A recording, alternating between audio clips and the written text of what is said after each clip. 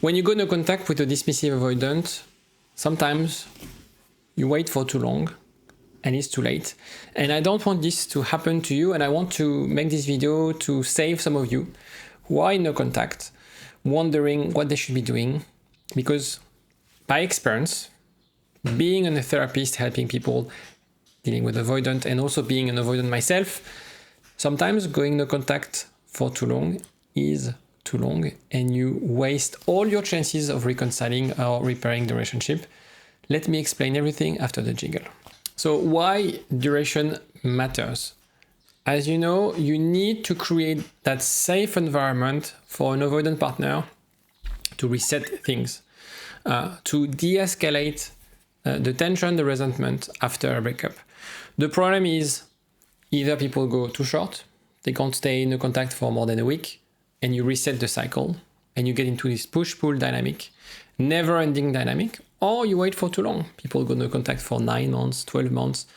And what happens is maybe you've healed, maybe not. And the problem is that your partner is now indifferent, thinking like, actually, they don't want me back. So I'm going to move on with my life as well. The point is, as always, finding the right balance. The work that I do is really about gathering data, being clear in terms of our expectations, in terms of the dynamic of the relationship. I see 3 major phases when it comes to go to no contact, and I'm going to explain those 3 phases in a second. If you're watching this and wondering if you have any chance of getting back with your ex, or even if it's the right thing to do, I've created a free assessment that gives you clarity. It's based on attachment science, and it will show you whether your ex is still emotionally engaged, if reconnection is possible, and how ready you are mentally and emotionally. What you have to do is just answer a few questions, and you'll get a personalized breakdown within 2 minutes. You can find the link of this assessment below in the description. So the avoidant clock, 0 to 2 weeks, it's really the relief stage. Like, finally some space, finally I don't have to respond to your messages. I don't feel I depend on you, I can make my own decisions, I can go to bed whenever I want, I can watch whatever I want on TV. Then you have 3 to 6 weeks, which is where they start thinking like, what are you up to? Wondering why you're so quiet. Then you have the 7 to 12 weeks, which is really, it's affecting their ego. They're asking themselves about like, who am I? Is it really true? They're also wondering about the relationship, and they feel nostalgic of what you had.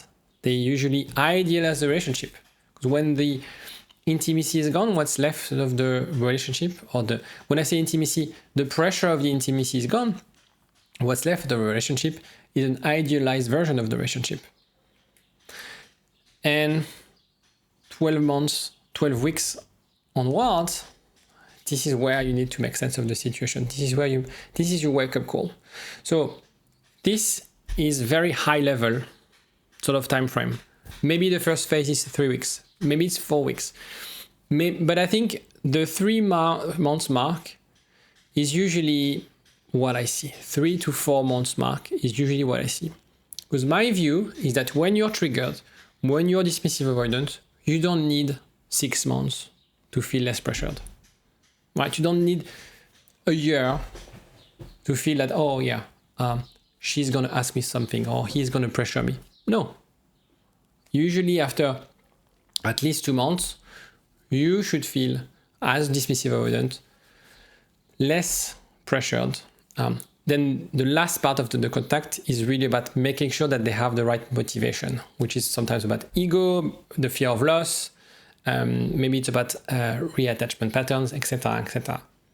But it's very important for you to, and I'm going to explain those stages in detail in a second.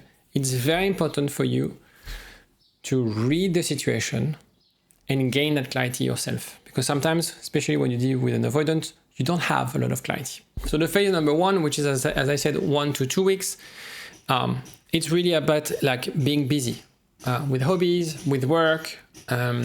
I needed that break. I can focus on things I can control. So avoidants, they love going to work because there's no emotional investment.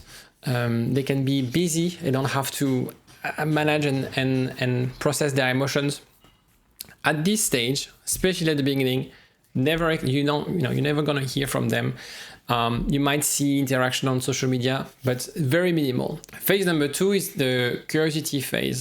Sometimes you might get some breadcrumbs from them. Maybe it's a meme, maybe it's a quick text. You might see them looking at your stories, interacting with you on social media. They are just testing whether you're still around, whether you're dating someone. At this stage, don't over-interpret any of those signs. That doesn't mean that they're ready to reconnect. That doesn't mean that they're missing the relationship. It just means that they're curious. Curiosity doesn't mean interest, doesn't mean that it's the right foundation for you to repair the relationship. At this stage, stay neutral. Keep things short if they interact with you. Stay silent if you can, because I don't want you to ignore them as well. The point of the way you counter-interact breadcrumbings is just to reply and not use that to trigger a conversation. At this stage, it's way, way too early. And again, could be week 3 to 6, could be week 4 to 8. But again, in that phase, when they start reappear, when they start interacting with you, it's not a call for them to, okay, this is game on, we can get back together. I would suggest you to wait a little bit more if you want the process of reconciliation. The phase number 3, which is like really the game-changing phase, is when you have this, okay, either I re-engage, I'm being confident, I'm not scared anymore, I'm gonna send you, when I say I, it's the avoidant partner, send you a longer message, would ask you to meet. Path number B is the other way around. They're gonna start dating apps, cold, silent, mute, as if things are not working in their favor.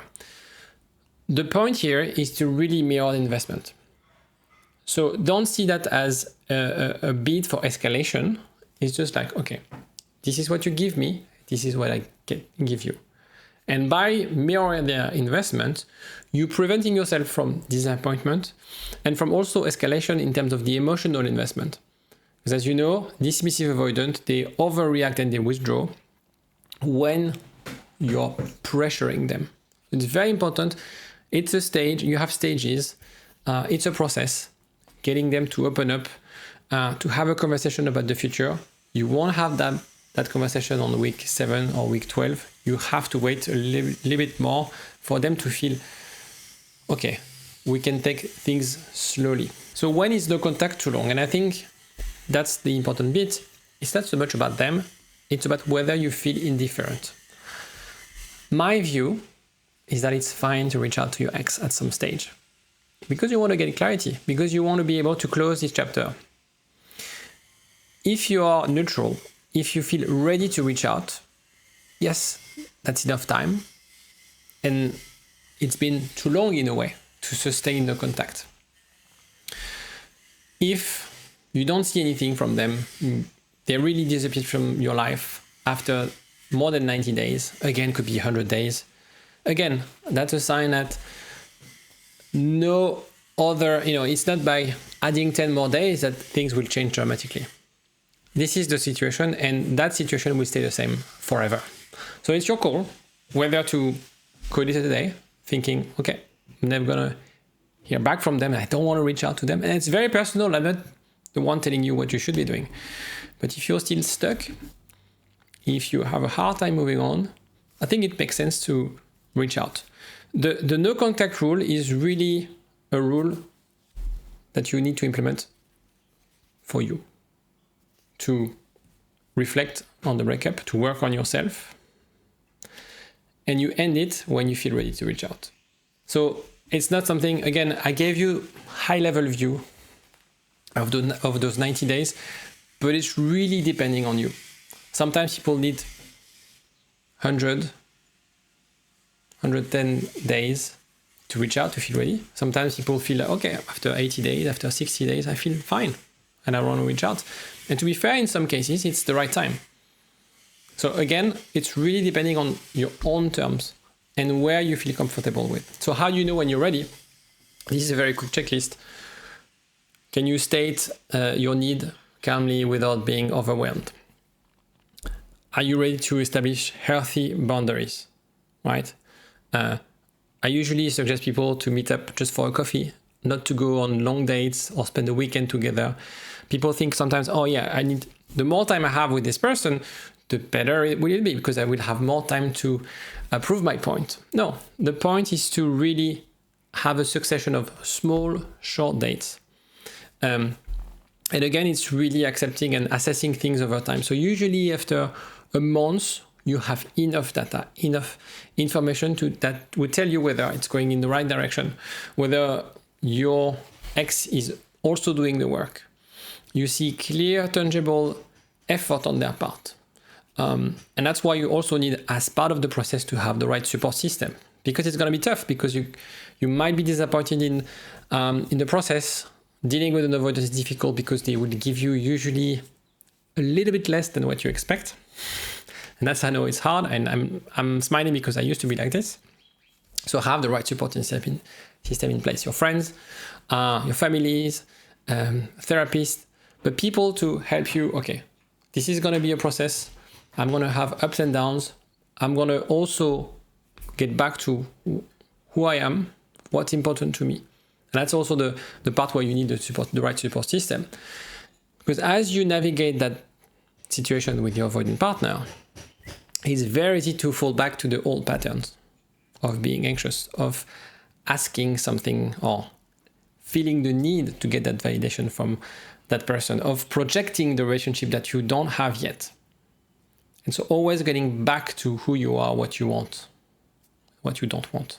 One way you can break no contact is by sending something like that. Hey, I'm open to catch up, call next week or go for a coffee. Let me know if that works.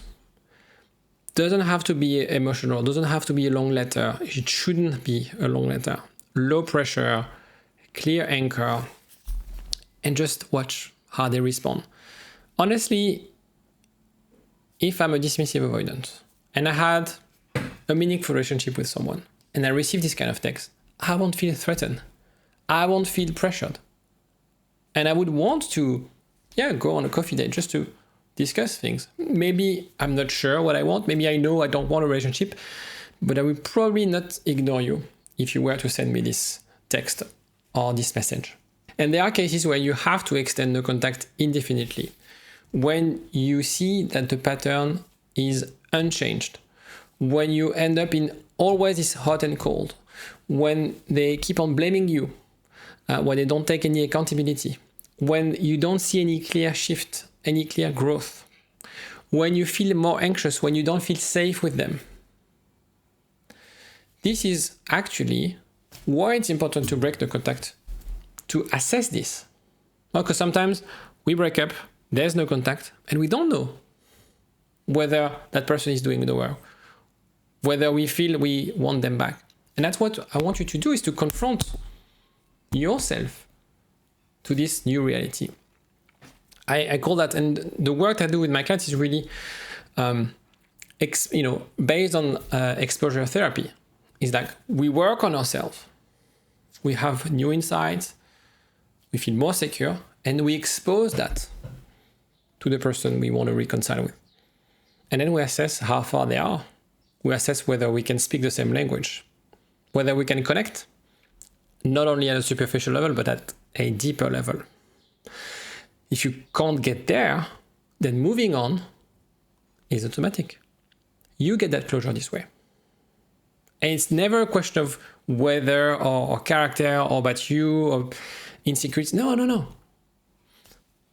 It's a process. You've done the work. You test this with this person. And when you re-engage, when you confront this with all those growth, trust me, you have the way you look at this, the way you look at the relationship really differs from a place of, I need this person, I don't know exactly whether I will find the right partner, I need to rescue this relationship, otherwise there's no relationship, to a place of like, I don't want to compromise on anything because I know my worth, right? And I know that I don't want to suffer like this anymore. And if you don't prove me that you can make me happy, in the sense of meeting my needs, and I'm going to be clear about my needs, and I'm not going to put those needs away because I'm scared of expressing my needs. And also I know I have needs that are realistic, then I would walk away and I would get that closure this way. So it's very important in that case, once you get that guarantee, that warranty, that assurance, yes, you can go into contact, and you should go into contact because now the relationship is behind. No contact is not a stopwatch. It's what we can refer it as a healing container. It's the right environment for you to heal, for you to grow, for you to reflect on things. 30 days is usually the minimum amount. Now, the rule of like going no contact for 30 days, blah, blah, blah. Don't expect that things will reappear and on day 31, your ex will manifest and reappear in your life like this. It's really depending on few dynamics. And again, refer to the assessment if you want more clarity. The way you measure success should be based on how you feel about the relationship, how you feel secure with this person. It's not about the text, it's not about the gesture, it's not about the promise, it's about how you feel when you're with this person. And that's why it's important to create that secure base. First, expose this secure base, test things out, gather data, and then make your own decision. That's empowering, that's what you should be doing, and that's what you can do. And I trust you can do it. If you have any question, let me know in the comment section. I'll see you next time. Take care.